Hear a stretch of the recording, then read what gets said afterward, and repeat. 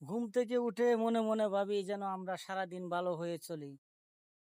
কারণ এই কথাটা হলো আমরা শুরু সময় একসময় পড়তাম এই পড়াটা।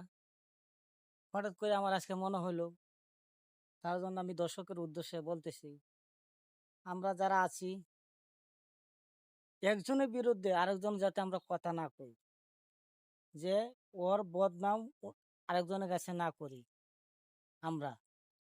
কারণ অমুকের বদনাম তমুকের কাছে কইলে লাস্টে এই জিনিসটা নিয়ে একটা বিভ্রান্তি শুরু হয়, বিভ্রান্তি সৃষ্টি হয়। এই যেন আমরা এইগুলা কাজ থেকে বিরত থাকব।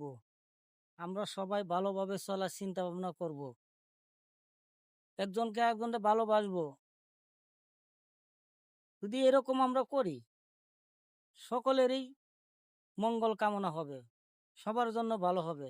তখন আমাদের কাছে বিভ্রান্তি থাকবো না, হিংসাবিদ থাকবো না। এটা সকলের উদ্দেশ্যে আমি বলতে চাই। সবাই ভালো থাকেন, দোয়া করি।